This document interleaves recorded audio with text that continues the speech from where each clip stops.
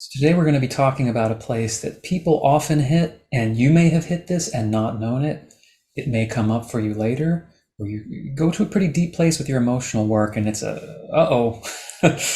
I wasn't necessarily signing up for this, and it can be a place where people back off or hit a wall, and it's a very interesting place. And I'm here with the amazing Niko Ana Jeanne. Thanks for being with me. Thank you. I love being here. It's a pleasure. Yeah, and Niko, actually, we're going to be telling a little bit of a story of how this came to be because I hit this moment working with Niko, where she was facilitating me, and I actually said out loud in the moment, "You know what? I've seen people quit here, and I understand it in a different way." And it's we're going to do our best to help put a highlighter on it and explain it and show different versions of it. But Niko is also an expert in narcissistic trauma and abuse and does a lot of reparenting. And the reparenting aspect is where you can get in touch with, if you've heard of your inner child work, even if you haven't, you might have seen that come up. And that's sort of my history with this, where we're going is I hadn't learned it like I'm kind of learning from you now, but I'd be working with people doing tapping or whatever, and you'd literally like get in contact with the child. I'm hyper visual, so sometimes I would actually see it. It's like we would be talking to a child part. You suddenly feel really young. You might be in school in first person. What are some other things that, kind of clue into this, whether people have a formal understanding of it or not? Those are ones that came up for me. Yeah. Actually, it's interesting too, because the way it can show up is just in the body as a body sensation or experience in the body of anxiety or tension or resistance physically. And I found that actually most of the time when people are experiencing resistance in their body, that is the way the inner child part can get to you, can communicate with you, because you have to listen. So it's communicating through sensation as well, or sometimes exclusively, because some people don't get visuals and right. Yeah, because if the inner child part is the part of self that is throwing up resistance against what's happening in the present moment. Typically, if we're talking about like the place where a client's making progress, because that's Yes. usually when it shows up. The client's making breakthroughs. They're like, oh my God, this is amazing. And they start moving forward and good things start happening. But the client hasn't yet um, addressed secondary gain or the ways in which being stuck has actually, has benefited me because it's not conscious. That's where the inner child is holding the secondary gain. And so they start to make progress, they start to make breakthroughs, and then the inner child is like, put the brakes on because this is not safe. And the client's not consciously aware of that. And then it happens. And typically, yeah, the body is like the first place we pay attention. So the inner child may express through all kinds of physical limitations or symptoms or problems that manifest. And this is all like speaking from the emotional side of this work. Yeah. Obviously there are reasons why we have physical things happen in the body, but that's the concept. That's real. I mean, that opens up a whole other door that I could like interview you about. But that is fascinating, and that might be another way it presents. Like, so someone might hear our story a little bit, and it might actually be almost exactly the same, but instead of seeing a visual or actually consciously thinking of it as a young part of yourself, or me when I'm 8, whatever, just a feeling, and it's representative of the same kind of process happening. And this is like a little bit more nuanced because I think anyone who's watching a channel like yours or mine is, they're interested in some kind of tapping, some kind of emotional work. So they're already familiar with resistance, right? We're already familiar with this idea of, yeah, you hit things, and for whatever reason, and depending on your level of education, you might have different understandings of why I feel blocked. But this particular thing we're talking about is when it's really like, oh, uh-oh, Like we're going into a territory now that I didn't want to go here necessarily. It's like I just wanted the tapping and whatever to just fix my problem, like just make me more confident, just get me more money, get me out of this anxiety. But now I'm here with this little kid, and the way I experienced it in the moment was like, oh God, I have to almost be a parent now. Like, Like, and it's like the gravity of that, or maybe the better way to say it is the gravity of whatever your personal relationship is to that. Someone might be totally thrilled by that, but I have seen it and didn't really know how to articulate it until I felt it. Like, wait, I have to really take care of this energy. I have to actually be engaged. I can't just clear this, or, oh, this session really wiped it out and now I'm all good. It's like I've just made contact with something that's kind of a living, breathing part of myself. And this is going to need more than this tapping round, right? Am I speaking the right language to you on this? I think so. Yeah, I think you are. I mean, that is interesting. I actually had never thought of it that way, but since you're explaining like that's what you actually experienced, that I have seen that many times with clients clients that come to me because I pre-frame for them the work when they already know we're going to do inner child work. Got it. So, but sometimes they're still surprised at how resistant they are when the inner child part shows up at then what they have to do to help resolve the issue. And I think what it also really comes down to is that there's this level, and Margaret Lynch Raniere calls this the shame spiral. There's this level when you go into a certain amount of work, and like we talked about, the resistance coming up and the inner child putting on the brakes, and then typically you just fly off the path. Like you're going, and then whoosh, you're off the path and you're laying there in the mud and you're like, oh crap, what just happened? And then you go into the shame spiral, where that's when the inner child starts to feel all the shame from the childhood trauma that the child has taken on from the family system, from their parents, from the experiences they've had. And that's, I think, the part that is like a layer that's underneath. I mean, the other work you were talking about, yeah, I just want to tap and I just want to like feel good. And no, that's an important part of it. Yeah. And you can just stay there and that's okay. But there is many people want something so bad in their life that they're driven to move down deeper because they know I can't get further. I can't step into my higher potential until I go down into this level of myself, which has been hidden. And there is deep shame in there. And that's why it's hard. It's hard to go there because you have to look at that shame with you and your inner child have to look together at that shame. And then, what do you do about it? What do you do then? So you're sitting there with that shame. Okay. Yeah, very powerful. So I just changed my mic, by the way, if my sound completely changed.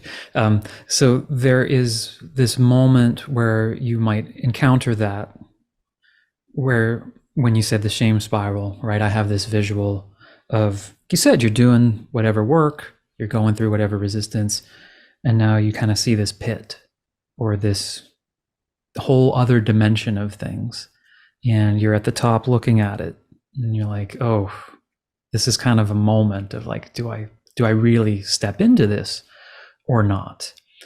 And I guess one of the ways I've experienced it when we talk about, this is a point where people often quit or back away. I experienced it more as like a backing away. And I think now I would be more equipped. So this is probably equally useful for people who are facilitators themselves, because I would be a better facilitator in this moment than I was in the past. But when I first encountered it, I experienced it as just this going back into the mind and kind of like leaving the kid, right? Like that's how I would almost see it visually. And I would try to keep directing the attention, like, okay, yep, that's true. You're having all these intellectual insights about what's happened. And yeah, that is pretty crazy that, all these connections you're making about how this led to this and it led to this. But like, let's try to go back to that energy or that kid in there who's saying like, hey, you just made contact with me. And now you keep leaving the conversation. And I guess it is your right to go down that path or not, right? Yes, absolutely. I mean, that's the thing, is like, this can show up, when clients go into the shame spiral. And from the perspective of the coach, it can look like the client just all of a sudden starts canceling appointments, Mm-hmm. has issues come up. I mean, that could just be that, but they're not showing up for their appointments. They're kind of ghosting you, or something's going on there. Or maybe they say, all of a sudden they just decide, like, I'm going to take a break from this for a while, and they might tell you they want to take a break, which again, that's totally it's their decision. But I'm just going to take a break, and I've got these other things going on. It can show up like that. And that's fine. That is okay. Sometimes they do need to take a break. Mm-hmm. Sometimes they do. But I think that if your client gives you an opportunity to maybe show them how, like, this is actually a moment where you could choose to go deeper. And as long as you hold that space of unconditional positive regard for your client, because you don't know if it's the right time or not. I never know. And I let the client decide, but that doesn't mean I might not give them the opportunity to choose it if they can see what's happening, if it helped them see, okay, this is a moment where we could go deeper, or you can take a break. It's all good, right? Yeah. And I think the more awareness that we have on both sides, be the difference with working with you versus someone who's maybe new at this, or they're just doing this work on themselves to some extent, and they hit this point of like understanding that this is a point of possible deviation. It's like a fork in the road, right? Where you can either go this way, or you can take a break and say, I might go this way, but let me resource myself a little bit more first. But knowing that this exists, and knowing in that moment, oh, this is a part of the path, and having some intellectual awareness of it, and maybe some different ways of navigating it, is really useful to have beforehand or during, if someone's kind of going through this right now. And even as you were describing that, a couple examples popped into mind where I'm like, oh, I'm pretty sure that happened, because I remember, working with X, Y, or Z person, and like, oh yeah, right as soon as we got to something having to do with childhood, and it really hit the core of what was going on, it's like, okay, I'm good for a while. And and it was just something like, oh, that's interesting. Now in my mind, I'm not framing them as quitters. That's not what the intention is around this. But it is really useful to know, because I don't think in many of the cases that a person who hits that and kind of backs off knows consciously that that's even happening. My interpretation of a lot of these interactions are just literally their mind comes in and goes, you know what, you're good, you got it, you don't need to deal with this. But it's not a conscious process of like, oh, I just opened this door, I'm aware that this door is open, I'm going to choose to go forward or not. And I think that's what we want, right? Is to make it conscious and make it feel like a choice, and not just be this, okay, I'm good. And then of course, 6 months later, hey, like I thought I was doing good, and now all the same stuff keeps happening. And why does this keep happening? Is that right? Yeah, I'm glad you said that, because there's actually, so I think the distinction between just making that conscious choice and not is like we talked about getting knocked into the mud. And what happens is the shame of it, like the shame that we feel, or our clients feel, about getting knocked off the path, is coming from the childhood trauma anyway. Mm. Because what happens is that we don't reach out for help. We stay there because we think, I should be able to figure this out on my own. Yeah. This shouldn't have happened. I should have been better than this.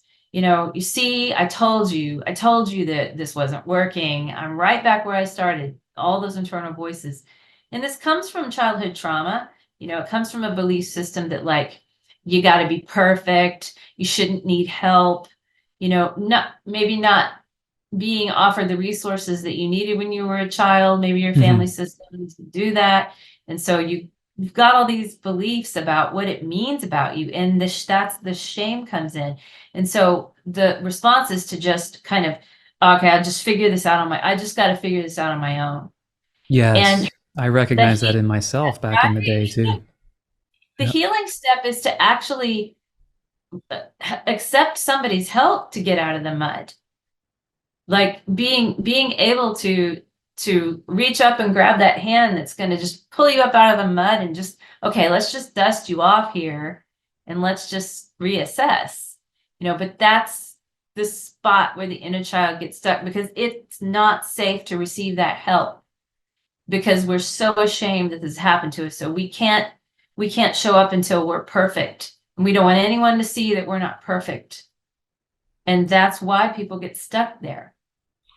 Now that actually adds a layer that I didn't even catch when this came up with me. So just the reminder is like you get in touch with something of, for me, it was very almost first person, but like I said, I'm very visual. So I see the little kid there. And in that moment, I'm like, oh, wow, I actually have to be an adult here. And I don't want to be an adult here. I just want this to like resolve through this session, right? And that moment of responsibility. And I sort of interpreted that as like, oh, okay, I need to be the adult. Which is true, but really interesting to add that layer. If your reaction is, and I don't know how to do that, then of course the ideal solution would be to get help, just like it is for actual parents of physical children. Right. Like, yeah, it can't, I don't have kids, but I can't imagine trying to do that on your own without different types of support. But I would imagine the same thing applies and the same thing happens where you try to do it yourself. You say, okay, I found this part of me that's really young and it's hurt and there's a lot of shame there. And it's amazingly clear to me because I've done that. The description you said of, you go, oh, okay, you know what, that's there, but I need to go figure this out. I'm going to go figure out how to be an adult. I'll go do what I need to do, which of course you don't actually know what to do. It's just, you just have this idea of like when people say, you know what, I just need to go and get my life together, but there's no actual strategy. What does that mean, get my life together? But that's sort of a defense mechanism, says, okay, I need to sort of become this adult who can take care of this kid. But you just kind of get back to where you started, which is they're there and they don't have your support and you're not helping and you're not getting help. You're not Right? getting you're not, that's the key, isn't it? Is it like adults that won't resource, they won't resource. They're in their own way. And then the child sees that growing up in a family system where, oh, we don't ask for help, we don't face our problems, we don't express our emotions, because that's weakness. And that's just an example of a family system. And then the child sees that and it's like, oh, okay, so we don't get help. We take care of our own stuff, and it's modeled for us. And then our inner child operates that way. And we're operating that way. And, I think I know what part of it is, especially for people that are more in our world. Because when you hit a moment of like, oh, this is a lot, I need to go deal with this, because 99% chance tapping or some other modality, you say, okay, I need to go do more tapping, I need to go do more work on myself, and that's the solution. And that's actually becomes sort of an avoidance mechanism, because really, you're best served to either go there and stay with that part of yourself that's in shame, or get support of someone who can help you be in that and process that, and process it, because again, it's a relationship. That's the Mhm. main point. It's not your inner child. This stuff is not a thing that you process. Let me process this kid and get him out of here. it's No, it's it's like a you have to be relationship. present. That's Yeah, really what it is, what you're talking about. Like the avoidance is being present with the child. It's like avoiding intimacy because it's the totally. deepest intimacy. And that's scary for a lot of people. That level of intimacy with that part of yourself, it's very scary. And a lot of us who go into emotional work can get into a bit of a hermit mode with that. And there can be, if you're like my personality type, who's very introverted, which actually I'm kind of discovering more, maybe that's a false thing we're told that, oh, you're an introvert. There's actually other stuff going on, but for another time. But that can lend itself to, okay, you know what? I'm just going to be in the cave. And then when you hit a certain point where you start to discover inside yourself, and this is very relational, right? Like my whole thing, that it's about your relationship to your thoughts, feelings, and emotions. They're not these things that you just process and get rid of. But again, like you were saying, you're actually hitting on a kind of intimacy, and maybe that's the heart of it. It's like, hey, I didn't want this level of intimate. I didn't know I was going to find intimacy and this kind of like almost an uncomfortable conversation. Like to have a conversation with the you who was a kid who felt super rejected or angry. It's like you kind of have to be the adult in some way and have that conversation that is a cliche. Parents don't have that conversation with their kids. They try to avoid it, let them read it about it on the internet, but you can't do that to yourself. It doesn't, or you can, but it doesn't result in anything.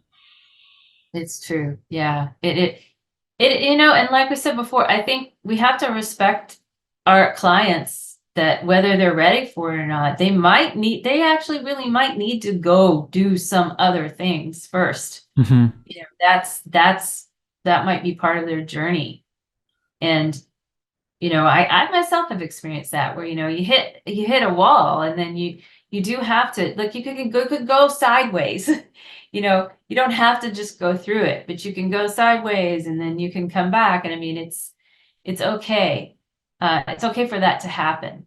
But I Yeah. do think it is good for practitioners and coaches to understand that like that is a phenomenon that happens and it's okay to pre-frame it for your client. In fact, I think that's when I started doing that, it has been very helpful. As I tell my clients in the beginning, I'm like, this is very likely going to happen to you. Yeah.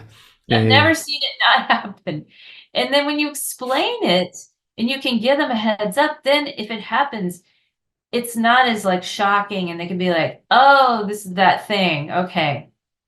And they're more likely to let you help them through it if you pre-framed it for them.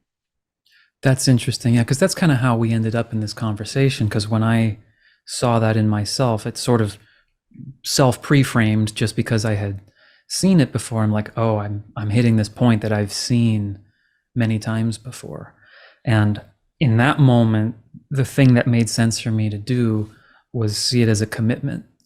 Because just knowing my personality type, if I say, okay, you know what, I'm committed to this, I will follow through whether I want to or not. That's kind of not like want to or not in a way that's unsafe, but when something's good for you, but just like, oh, I just don't feel like it today.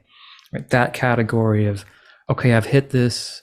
I'm going to make the decision that says I'm going to help this little guy out and take on whatever I have to take on to kind of be the adult in the room. And you actually had me do that in one or two specific situations where that was not my inclination. My inclination was probably from a lot of past techniques and different, maybe even spiritual philosophies, like, nope, just let that go, just let it go, just release, release, release. It's like, no, maybe you should enter into this scenario as an adult and say, this wasn't okay, what happened. And that was more effective. Yes, it is different. The reparenting technique that I received and learned and now use with others. It is a little different than some of the modalities or belief systems or concepts. And this is actually, I'm glad you brought this up because this is actually something that can almost be in conflict sometimes, Yeah. which is there's this idea in spirituality and in personal development that you should just forgive. You should just forgive and let it go, just release it, right? Just let it go, forgive, and then you can move on, you know. And if you don't forgive, then you're going to stay stuck, or it's only going to hurt you. And while that's actually, no, that is true. That's a true concept. It doesn't work with the inner child, and I'll tell you why. Is the reason why it doesn't work is because, sure, an adult has the ability to forgive, because an adult has the cognitive abilities to process and to be intellectual and also emotional. They have the resources, they have hopefully the permission to work through it in a natural way, and they can get to forgiveness. But a child can't do that. A child doesn't have the cognitive abilities to even like understand what it is they need to forgive. Right. And so that's why the inner adult has to go back into the past of the inner child, and they have to look together at what happened. And the adult has to work through it with the child. Just like if something bad happened to a real child that you have, like let's say something happened to your own child or a child you knew, that somebody hit them or hurt them. Would you just walk up to that child and say, "Oh, just get over it, forgive"? Right. Right. No, you would have to let that child have a process of having their feelings and being angry and hurt and feeling the pain, and then going through that, and you would want to support your child through those processes. And so that's why it doesn't work to force forgiveness on the inner child, Yeah. because you have to treat them like an actual child. And that child, when they get older, maybe they'll forgive. They'll forgive what happened. They'll forgive themselves. They'll forgive others.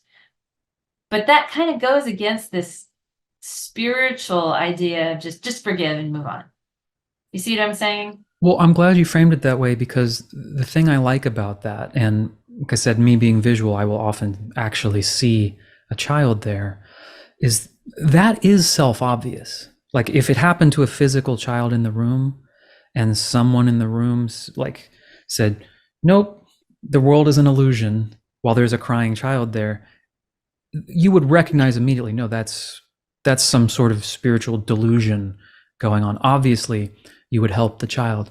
And when you see it internally that way, it becomes self-obvious, rather than this like hodgepodge of, wait, am I supposed to release? Am I supposed to not release? Am I supposed to forgive? When do I be the adult? It becomes self-obvious. It's just as you would obviously not say to a 4-year-old, no, you should just read Course in Miracles. Like, Like there's nothing to forgive. Just get through it, right? right. It's obvious. And so when you get in contact with a part of yourself, it's only your mind that would go, oh, well, you know what? I think I'm supposed to just release here. But the reality of the situation, and that was like something we caught, where it was really a concept of learned spiritual practice or something. But the obvious movement is into that. And just like other things, you just don't want to do it. Some conversations are awkward. You'd rather not have that phone call with that friend.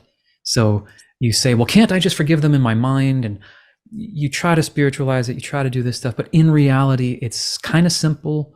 You know, it's a conversation that needs to be had, and you just don't want to have it. And that's, I think, what this kind of point is all about, of like navigating that territory and notice where you're trying to escape it. Yeah.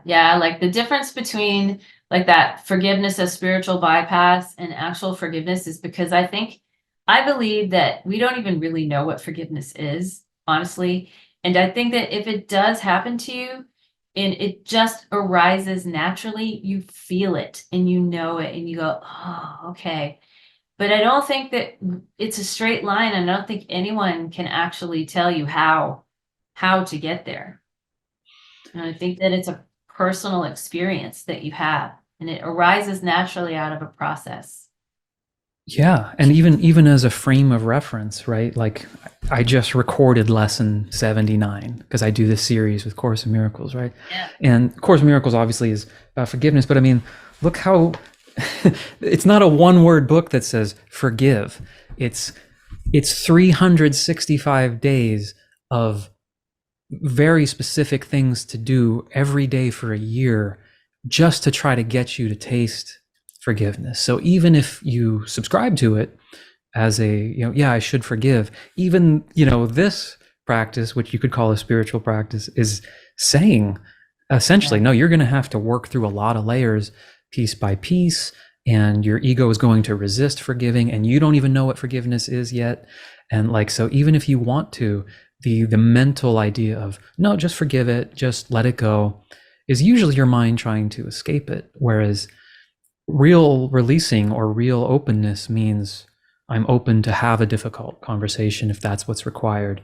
I'm available, I'm open to doing what's actually required, whether that is leaving the situation or standing up or saying something or getting involved or not getting involved. So Yeah, or feeling your anger, mm, actually having to feel your anger, because you can't bypass that. you know. And I also think I've personally experienced levels of forgiveness where like it goes back and forth. Like I'll feel forgiveness towards maybe particular individuals in my life. And I just like, oh yeah, I'm not, I can't find the anger anymore. It's gone. And then one day a part of myself just finds it again. And I'm like, oh, I feel the anger. And mm-hmm, I don't think it means, oh, I didn't really forgive, but I right. think it's dynamic. I think it's dynamic. Yeah, and how much capacity you have at that moment of time to process whatever amount of that you can. And it's pretty rare that someone happens to be at the place where the whole structure is, there's just enough resource there to process the whole thing. So it comes in different pieces and ebbs and flows based on what your nervous system can handle at the time, and where you're at with all of that. So Yeah, yeah. for sure. Like the trauma capsules open when you're working with clients, the trauma capsules open when the nervous system feels safe enough to allow them to open. And so, yeah, so there can be lots of trauma capsules and they can open at different times. And that's why I think that there's these different levels of processing anger and then feeling forgiveness for sure. Yeah. So let's say you're, to kind of put this a bow on all of this for people, like, let's say you're resonating with at least one aspect of this, and you either recognize yourself in it, like, oh, I can see where I'm hitting a point where it seems to plateau over and over again, and maybe now you have a little more insight as to what that might be, or maybe something touched in a real specific way, like, oh yeah, I can kind of feel that there's some energy around some stuff with my childhood, and I actually feel that I kind of know it's there, and I just really don't want to go there, and I don't want to take this on, and that's fine. But like, what can people do practically if they see themselves in it, or they sense that they're about to hit onto that themselves? I think the number one thing that comes to my mind is just giving yourself permission to just be where you're at. And like, Mm-hmm. if that's where you are, that's okay. That's like, if that's where you are, that is really okay. And not forcing yourself to be anywhere else.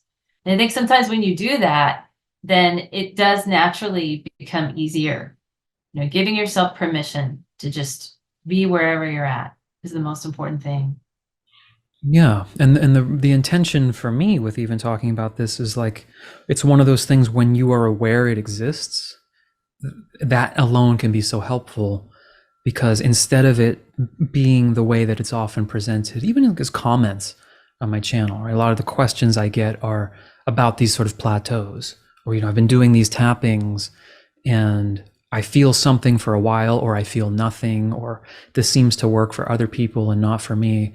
It almost always goes into this kind of territory, which, yeah, neither of us can just make a YouTube video of like, heal your inner child in one tapping. It's a relationship kind of thing. And so, directing people to look here, just be aware of this aspect, be aware that there might be a resistance to this kind of closeness or intimacy. And it's not because, you're bad or wrong, or you can't handle it, or you're not strong enough, but that it's maybe very different than what you've been taught. And the reason why you're not able to just, quote unquote, let it go or tap it away is because that's not the tool for this. You're going to be touching on some things that are very intimate, very like relationship oriented. And if you know that, then you can at least say, okay, maybe that's what's going on here. And now I can just open my mind to choose to explore that. And that can be enough to lead you to the right people and right ideas instead of just this spiral of what's wrong with me? Why do I keep backing off and I don't even know I'm backing off? Am I backing off? Right. Yeah, I know. My sensei, who passed away a couple of years ago, he had the best saying ever, which is just keep going. Mm. And I always hear that in my mind. I hear him saying that so many times over and over. It's just like, just don't lay there in the mud too long, okay? Like, just find a way to get up, dust yourself off and just keep going. Perfect or not, like imperfect, just keep moving forward in whatever way you can. Because when you stop is when life stops. It's like when you stop and you get stuck, your flow is stopped, your life force energy is not flowing, and life starts to contract. But if you could just keep moving energy forward in whatever way you can, just know that the flow is going to start again. And that's the most important thing. That's great. And also, I would say to people who see themselves in it, like I said, this comes from me literally seeing myself in this.